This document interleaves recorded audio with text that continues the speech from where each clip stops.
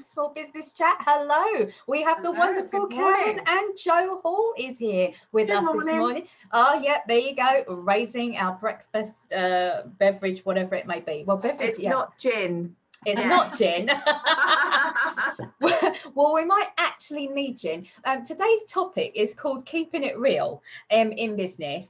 And just as a little brief intro, we're definitely going to be keeping it real because this is live. This is being recorded live, and we're having extra challenges this morning, aren't we, ladies? In the sense, love it. It's all perfect.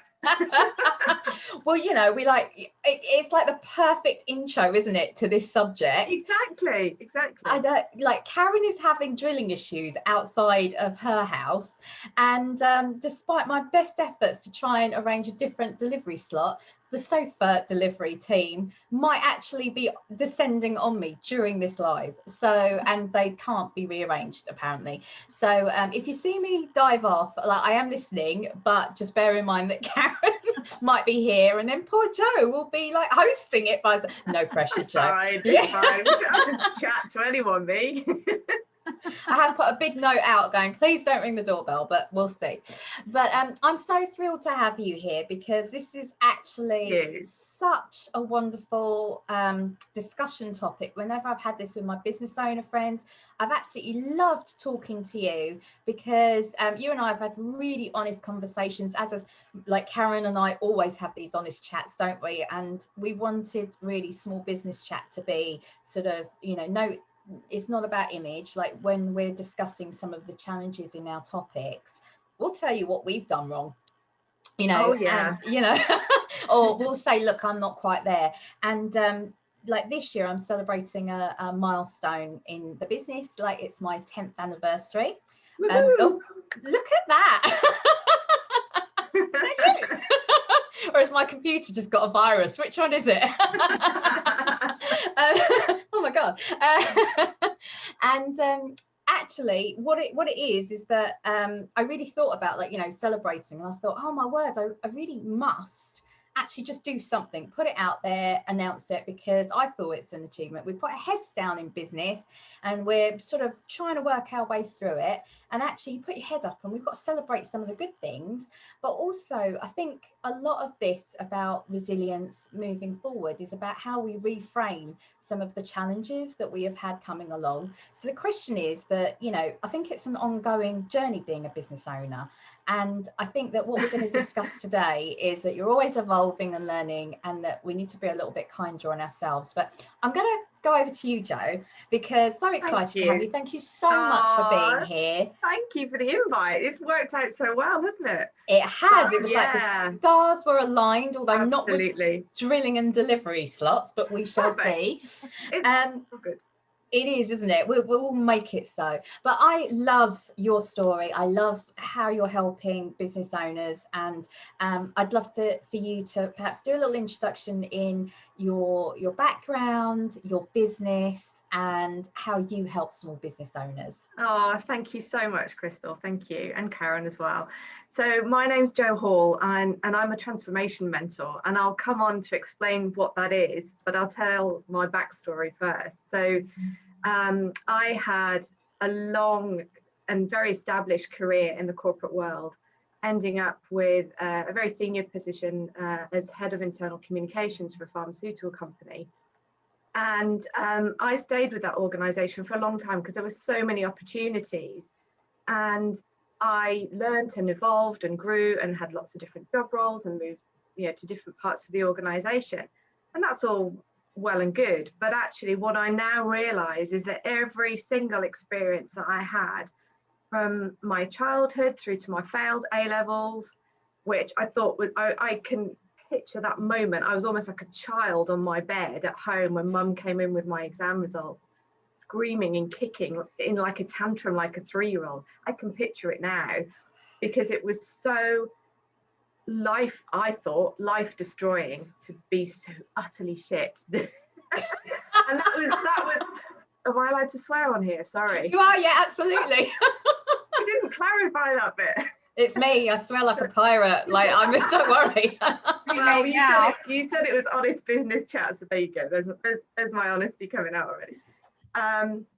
but that seemed to be what we would class as a chip on someone's shoulder. So that was the biggest chip I had on my shoulder. I was continually trying to show that I was intellectual, clever, smart, capable, you know, and everything that then followed on from that moment on really was about me trying to look for external validation. And I use the word external very, very purposely, because then when I got made redundant, which some people say I manifested, whatever. I had been talking a while about feeling really robotic and losing my soul in business, and feeling that I had to fit into a mold of this corporate world with structure and a job description and expectations imposed on me and hours of work. And, you know, I gave my almost my life and soul to my career. And whilst you could say that's regretful because I missed out on much of my children's childhood with travel and, you know, missing sports days and stuff like that, actually, I think I'm now a better parent because of it, because the whole journey that I've been through to today has set me up to actually look internally. So as I started my business, the first thing I did, and I'm sure many people do this, I worked with a graphic designer to get a logo. And I thought, yeah, I'm in business now because I've got a logo. Little did I realise how many people resonate with that, right? Yeah, I've got a logo.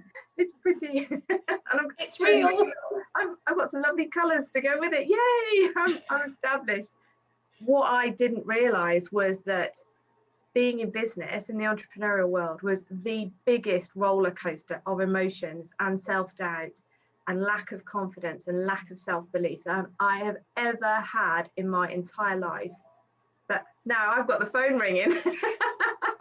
It's all real. It's Mercury retrograde. It is. Thanks. Thank you, Mercury. But everything that set me up, can I just shut the door? Go for it, yeah.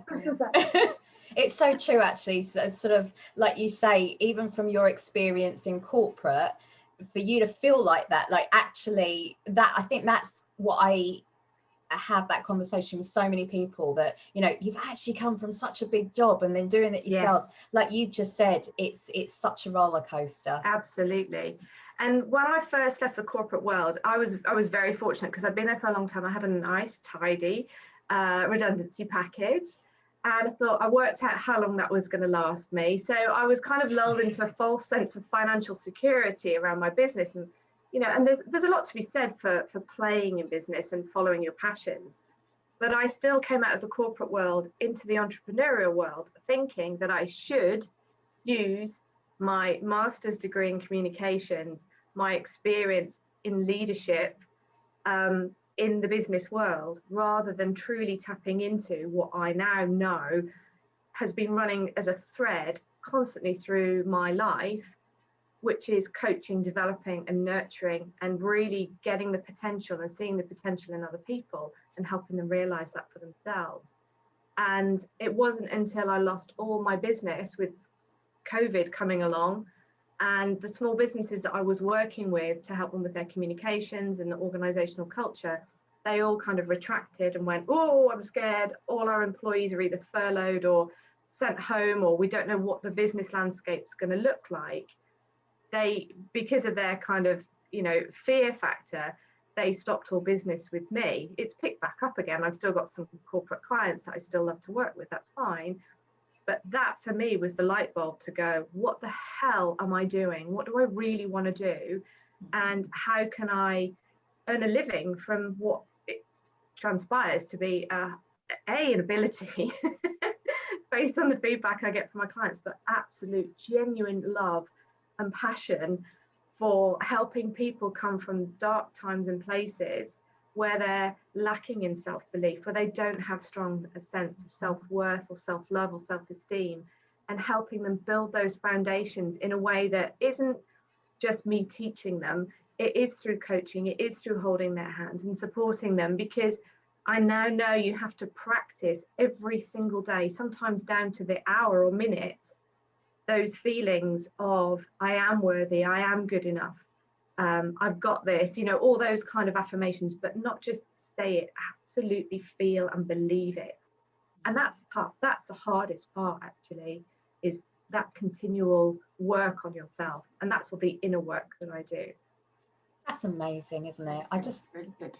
Yeah, I think it's the challenges that we face on this journey that I think is testing us. And I think that there are two things that I think happen. And Karen, I don't know if you found this, but sometimes when you're being challenged and you're facing difficulty, my view is to go, this is testing me to see if I really want this. Is this right for me? Because actually, if I am getting through this, like I always find that no matter when things are going wrong, there's always an opportunity that presents itself. You go, see, if I wasn't doing this for the right reason, like surely that just would not be happening. Like surely it's like another little nugget or another little breadcrumb to keep me on that path. And I think it's important as well. I think keeping your vision in mind, so why you started it in the first place, and always just going back to revisit that. So, you know, one of the biggest challenges I've had is I think it's it is a roller coaster as well as the cash flow and having regular clients. And you get to a point where you're so stressed out. It's like, where's my rent going to come from? You know, how am I going to pay my bills? And it's just like, calm down. This happens often, you know, not so much anymore, thank goodness, but it did happen often, and something will always come up. Because the more negative you are, I think the more you kind of attract that negativeness. Absolutely, absolutely. I mean, the space that I'm in now is very much, I mean, a lot of people call it spiritual. I don't really know what it is, but it feels very, very different to the way that I was thinking and behaving, you know, even 6 months ago. You know, even the business coach that I'm working with is very much about the universe, you know, divine intervention and, you know, all this woo-woo stuff. So not to put people off, but actually what I've learned over the last couple of months, and I do believe that losing all of my clients forced me into this. So you have almost like every crisis that you have, as you say, Crystal, everything then leads you to a light bulb moment where you go, right, okay, that's what it was teaching me. And what I've learned is I now trust. I look back over the evidence of my whole entire life, and I have always been supported, be that financially or with just the right book being suggested to me, or a friend reaching out, or a network event, or money appearing from somewhere, or whatever it is. It doesn't really matter. I've always been supported. So with that in mind, why would I never be supported going forwards? Almost I don't need to worry anymore. And it's so liberating to get to that point where you can absolutely trust. And again, it's a practice. So it's not like, oh yeah, I trust and everything's going to be okay. I know there's going to be that continual roller coaster. I just don't think that it's going to be quite the corkscrew or the highs and lows. It's more like a kiddie's roller coaster than an adult one. The word I like to use is regulate. You know, like we can do these daily practices. We're not going to go up and down, but how can we quickly regulate our reaction to it? And therefore, when we regulate that and we're not in that state of stress, you know, I wouldn't even, you know, I would call myself a spiritual person, but I'd also believe it's energetically. So if you're in a state of like stress, if you were to regulate yourself, then almost that energy shift will then attract the right energy to come and help you. So in that sense. And I think that I love hearing this, I really do, because you talked, first of all, I want to ask a couple of questions, because also we're going to have an hour instead of like 30 minutes, but in which I would happily have you on again, but it's like, oh my God, we have to go through some really good shizzle here. So first things first, we love businesses that support, like, you know, that are driven by passion, heart and purpose. So your passion, your purpose, your heart is with helping and supporting other heart-centered female entrepreneurs. Yes. You do work with men, obviously, but your focus is heart-centered female entrepreneurs. Why is that? Tell me a little bit more about that.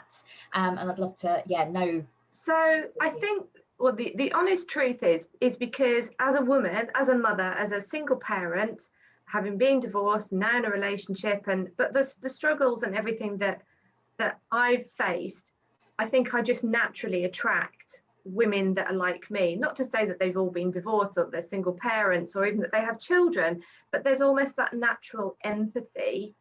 And not to do guys any disservice, because I've got some amazing men in my life, but we do think differently. We're wired differently, and I think we approach our businesses differently. I've got a couple of friends that run their own businesses that are guys, and my partner runs his own business as well, and the approaches and the thinking are somewhat different. So I think that's why it's an intention to work with other women, because I feel that I'm a better coach and mentor because I can resonate with what they're going through. But I think there's, we're talking about energy, and I think it's about that, rather than a hard and fast, I don't work with men. It's just that I've naturally just generally attracted women to work with me. Yeah. Actually, what you said, and I think probably working with women, I think society puts so much, so, I'm divorced, but I'll always but also I am somebody that does not follow the crowd. So for the way that I see it is that, but I'll always remember that point. Actually, I was like, it's the best thing that ever happened, and so I was able to adapt. It was better for both of us, really. But for me, I'm sitting there thinking, society and what other people were thinking at the time, it was such an eye-opener. And I even wondered, where did this concept come in, that we had to follow a certain route of, to be successful you need to be married, you need to have kids, you need to have all of these elements. And it really made me realize that there's so much societal pressure around us that we probably didn't even think about, that, like you said about your A levels, crying about your A levels as if it was the worst thing ever. Who even asks you about A levels anymore? What? Yeah, but I mean, that's just it. It's really interesting what people will value. And I don't know if, Karen, with all of the stuff that you do and the work that you're in and the groups, we're talking more about values that are important to other people, don't you think? That's what people are attracted to.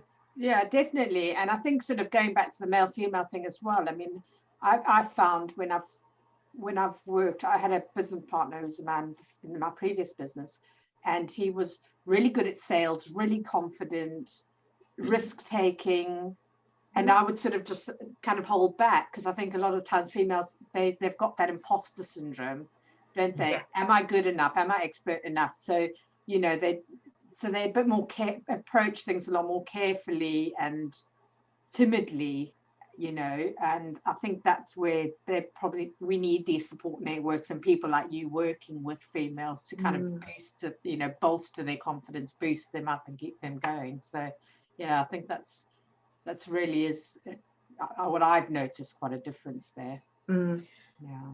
The other question I was going to ask you actually is that again, we've all ranted about this one. Oh, go on. Oh my god. So I really don't like the phrase "fake it till you make it," and also, whilst I love Instagram as a platform, exactly. Whilst I love Instagram as a platform, and I found a great tribe there, I had to go through a lot of rubbish of these, filtered entrepreneurs, with their private jets, and I just hear the words. Don't get me wrong, there is nothing wrong with going for a six-figure business, at all. But if that's not a drive, that's not the be all and end all for a lot of people. And so I think that there's a lot of coaches, I'm seeing it in Clubhouse, I'll get you to your six-figure sum already, or even Instagram, and you're like, oh my word. So I think that my question is, how damaging do you think this is to those that start the business journey, and what advice and guidance would you offer? Because what I love about you is that you're teaching people about self-love and acceptance, and actually, yes, we have these goals, yes, we have these standards that we probably impose on ourselves a lot more harshly than we should do. So really, whilst we're seeing all of this noise around us, how can we stay focused, and what is it that you help these women and men do? That is such a good question, and I will get off my soapbox when it comes to the fake it till you make it kind of attitude. And there's something, you were talking about energy and energetics earlier, Chris, and it's for me, it's not even just about the, oh, I've got a $6-figure, million-dollar, multi-billion turnover kind of woohoo, and I can show you the blueprint to get to that point. It's not even that, because that's like singing and dancing and alerting me so loudly that I just get totally switched off. For me, it's actually on a more connected level. If somebody doesn't show up with integrity, so they're saying, oh, you should do this and you should do that and the other, so the should is such a big judgmental word, that actually you then translate that into not feeling good enough for yourself. And for me, the fakery is around people being disingenuous with what they're sharing, and you almost get an energetic disconnect or a feeling that something isn't quite right, and you know in your gut that that person that you're connecting with, there's just something about them you're not quite sure about. And I know that that like attracts like. We've already said that this morning. And for me, it's getting really, really consciously clear about what your values are and how you want to show up in the world. So that goes beyond business. That's in terms of, you know, your relationship at home, with your children, with your friends, you know, when you're in the post office, you know, how do you want to consistently show up and actually be that person throughout in every facet of your life? And then you're more likely to attract those kind of people into your world. And I'm going through a phase where I'm really struggling with social media at the minute, because I have gone through, in the last 4 months, I would say, I've gone through another big transformation myself, because as I'm working with clients, I have to be the role model of what I'm teaching my clients. So in that, I kind of up level and change and transform, which is amazing. So I'm not just giving to my clients, I'm giving to me and then everybody else around me as well, which is like win-win-win all around. But I think what I'm struggling with social media is that the people that I was connected with now don't almost fit in the way that my life is evolving. And that's okay. That's absolutely okay. But I have to get to a place, and I am getting to that place where I'm letting them naturally go. And consciously then allowing space for like-minded people that are at a similar level, values based, etc., in the place that I am now to come into my world. But I have to let go first. So just to sum that up, it's about being absolutely clear on who you are and what you stand for. And I absolutely help my clients, you know, get to that place. I think that's really forgive and let go. Yeah, because you know, one of the things, I mean, Christelle knows my point on the 6 figures in 6 weeks type of scenario, because I'm a true believer in sort of more the slow marketing route and making sure you're getting it right, that you're consistent, and it grows with you. And a lot of it, even though, you know, they say there's the blueprint, but what they don't take into consideration is actually, well, where are you at the time? What is your branding behind it? You know, have you got the right audience around you? Have you got the right product or service and the right niche? You know, there's so many factors that go into it. You can't just take a blueprint and just apply it to anybody. I find, you know, so a lot of them, like you say, they go through and then they fail and they spend all that money and then they just go, oh yeah, I'm not good enough, I may as well go back and get a full-time job again.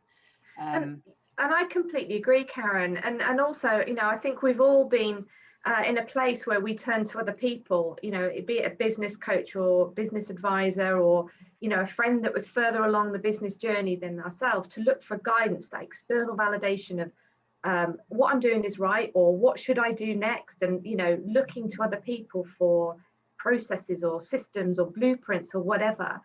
And funnily enough, there's a reason why they don't work. It's because they found their way. And I believe that the business journey we're all on is actually finding our way, which is inherently unique.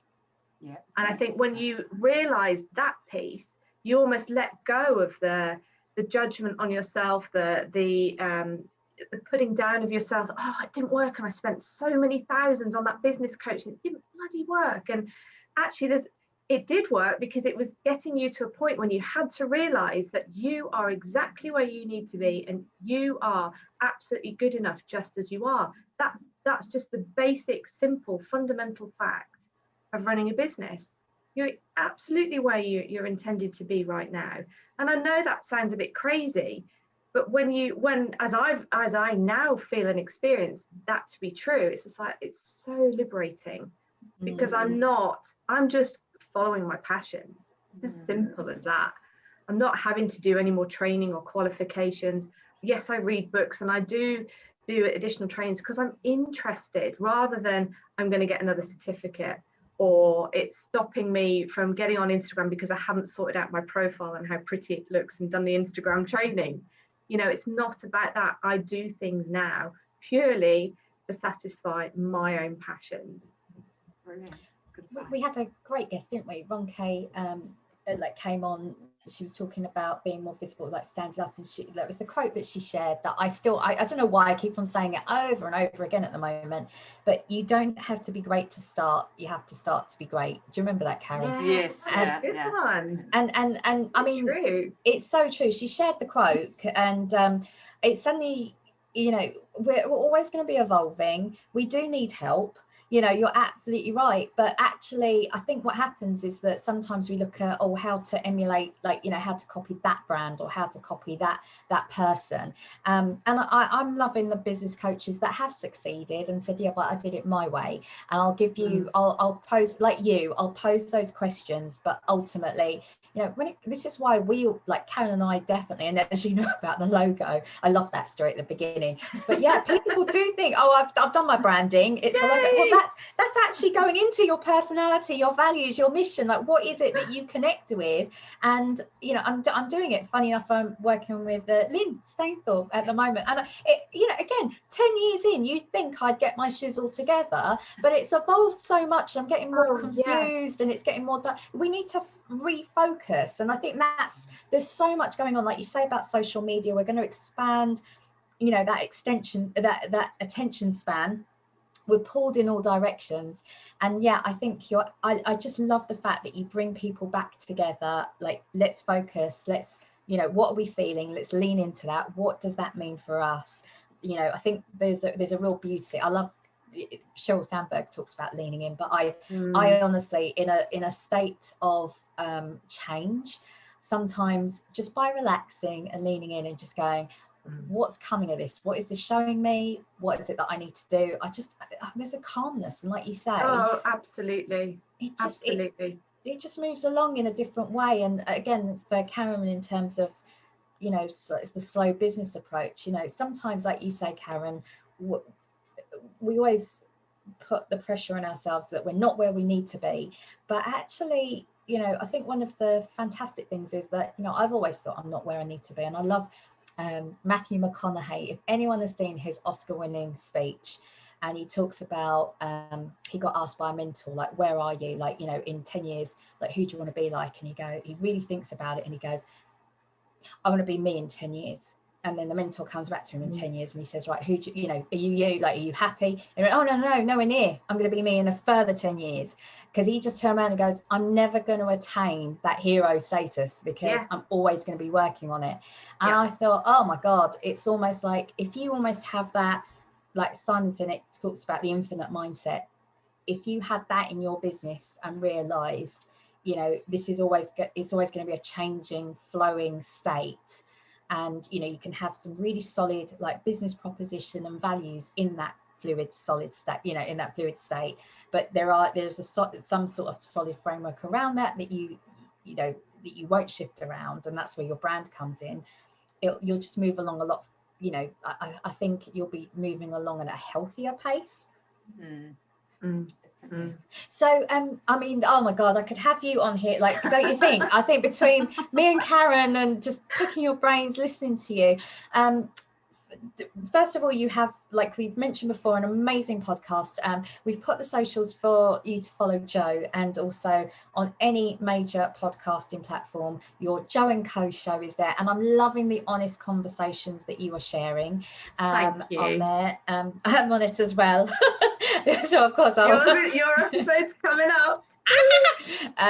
So yeah, it's really, I mean, for me, I love that honesty in business. And like you said, it's such a lonely position to be in. You know, we're heard animals. We like to be surrounded by people, but if that journey is now taking you in a different direction, you know, I didn't realize the mental health impacts on that. I didn't realize, you know, the social impact on that, the disconnecting feeling that we always feel. So again, there's so much there that just listening in, I'm loving these conversations.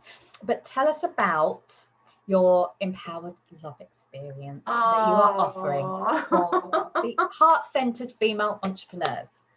Absolutely. So this was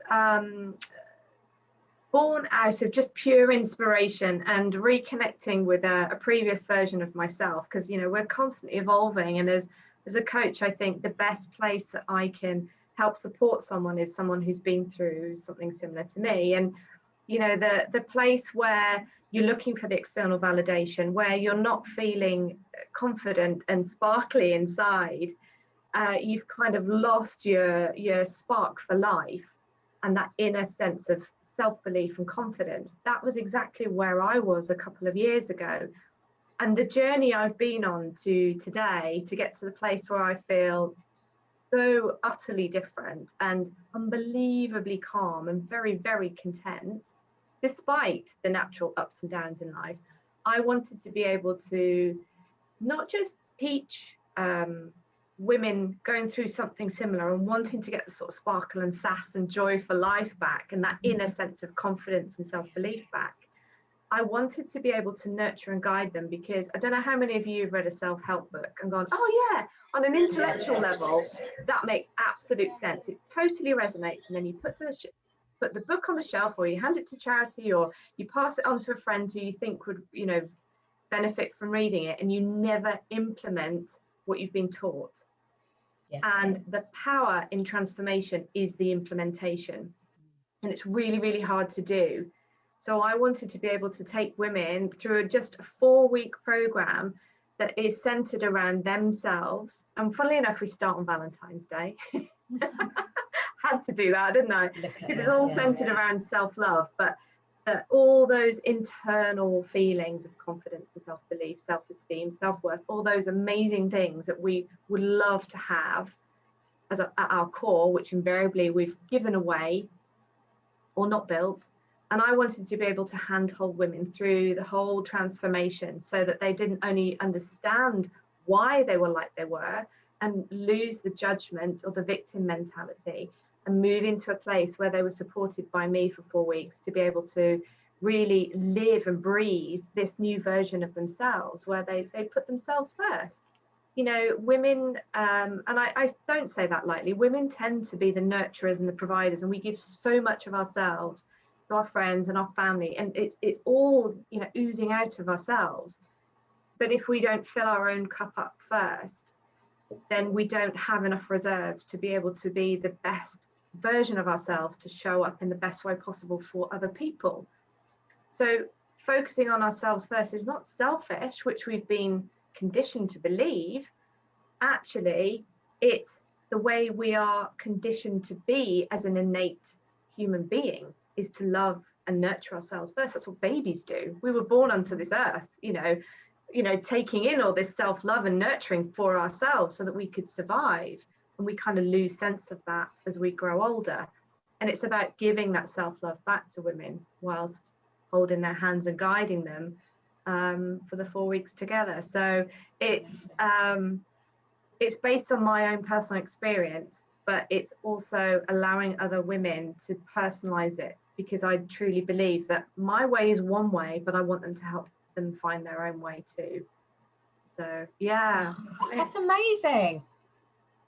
It feels so good. I can't wait to go live with it. It's just like, oh my god, this is the transformation that this would give other women, and then but the catalyst, the ripple effect that has on, and I can say this honestly because this is my own personal experience. When I focused on self-development and actually embodied that, actually being the living, breathing example of those self-help books or the coaching or the programs that I've been on, it has such a beneficial impact on our home life, my children, my partner, him as an individual, our relationship, my connection with my parents, friends, everything. It's a ripple effect. And that is just like, that just makes me like have goosebumps, because it's just so impactful.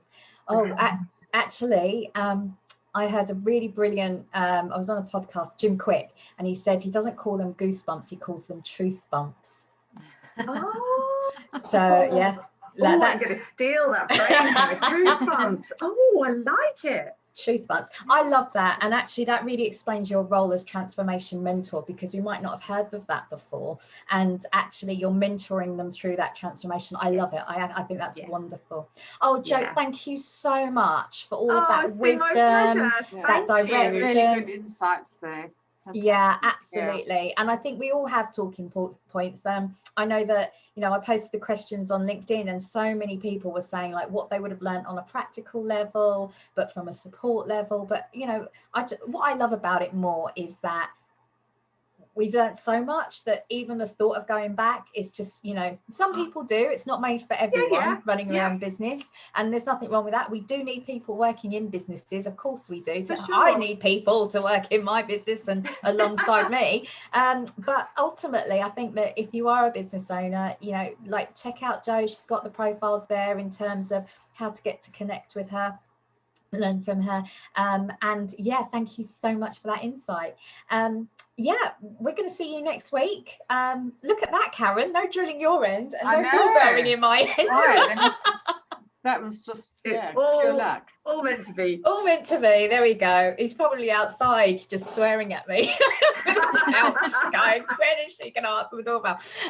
But we will see you next week. And the other thing that I was going to say is that we finally have a sign up page for Small Business Chat. The amount of times somebody says, oh, I can't watch it. So I'm also going to post the link on the Facebook page, but also if you're going to follow me on social, I'll put the link onto it. So you can have these wonderful chats actually delivered straight into your inbox.